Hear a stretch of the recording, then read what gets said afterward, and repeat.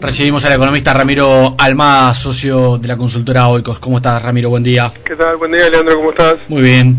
Bueno, es uno de los motivos de conversación de esta época del año. ¿Cuál va a ser el ajuste para mi sector? Incluso nos preguntan muchas veces los oyentes. ¿Cuál va a ser el ajuste? El ajuste de salarios, obviamente. ¿Cuál es la perspectiva?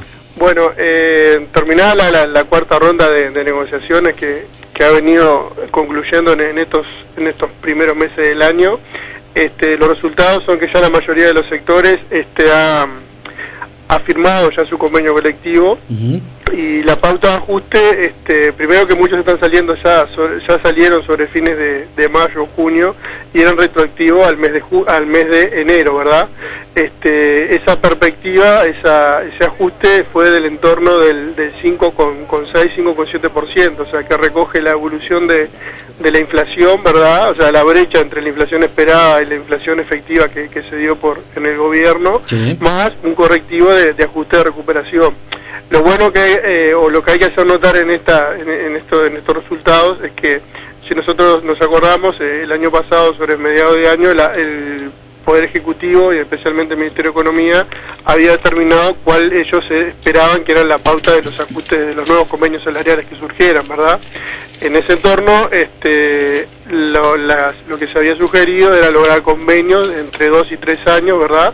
O sea, lograr convenios estables en el tiempo y que recogieran la evolución de la inflación, la evolución de los precios y a su vez tuvieran un componente sectorial del ajuste, o sea que si al sector le va bien, el ajuste fuera mayor que el resto de la economía y si le va mal, bueno, tuviera un ajuste a la baja y un componente macroeconómico de evolución del Producto Bruto, ¿verdad? Claro. Por lo que se puede apreciar, la mayoría de los convenios sí se logró el objetivo de que son convenios entre 2 y 3 años, ¿verdad? Estiman por lo menos hasta el 2012 un ajuste salarial que ya está predefinido y predeterminado en función de variables que, si bien hoy no las conocemos, las vamos a ir conociendo a medida que evolucione, pero por lo menos los criterios ya están definidos. Claro. Lo que sí fue que no se logró, que es muy difícil de lograr, fueron ajustes sectoriales, ¿verdad? O sea, es decir, en función de la productividad y del desempeño de los sectores, lograr un determinado porcentaje de recuperación para los trabajadores. Más que nada se enfocó, todos los convenios que han venido saliendo están basados en un componente macro, ¿no? O sea, en función de la evolución del Producto Bruto. Claro. Entonces, ¿la lógica cuál sería? No, la lógica es opinable, obviamente, pero... Sí, la lógica, lo que pasa es que uno a veces puede hacer un análisis desde el punto de vista teórico, cuál sería el óptimo, exacto, ¿verdad? Y el óptimo sería ir a un ajuste en base al nivel de productividad de las empresas. Sector. Claro, de cada sector. Lo que pasa es que eso desde el punto de vista teórico, para nosotros los economistas sería el óptimo, pero desde el punto de vista práctico, poder llegar a un acuerdo sobre ese indicador y a poder medirlo efectivamente y que refleje lo que queremos medir es bastante difícil. Claro. O sea, no hay experiencias de lograr acuerdos en ese sentido, o sea, poder medir exactamente un nivel de productividad. Muchas veces se señala además que dentro de un mismo sector hay empresas de distinto potencial, y claro, las grandes marcan una pauta que muchas veces las chicas de luego no pueden seguir. Claro, y también todo depende también del componente tecnológico, y en un mismo sector puede haber una banda muy amplia de situaciones tecnológicas en distintas empresas, ¿verdad? Claro. Entonces, no solamente por el componente tecnológico, sino porque hay que elaborar un indicador, hay que ponerse de acuerdo en ese indicador, y llevaría mucho tiempo de discusión, lo cual no quiere decir que no se deba hacer, pero dada la realidad y los tiempos que implican los ajustes salariales, es muy difícil poder llegar a acordarlo. Entonces,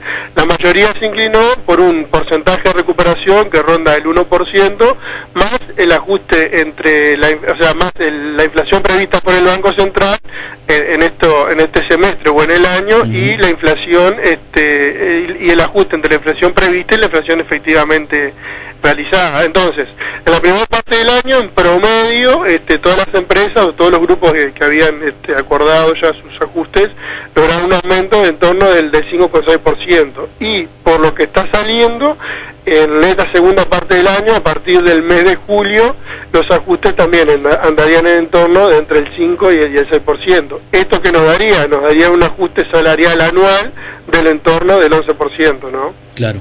¿verdad? Y entonces, podemos decir que en promedio los sectores de la economía recibirán un ajuste salarial nominal, ¿verdad?, los trabajadores de ese entorno. Obviamente, otra de las características que hay es que, si bien hubieron algunos grupos que fueron menores, en torno al 5%, que no se pusieron de acuerdo y no pudieron laudar, el ajuste que determinó el gobierno fue del 3%.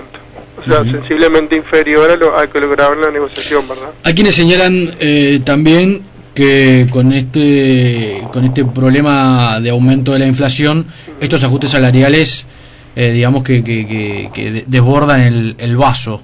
¿Cómo lo visualizan ustedes?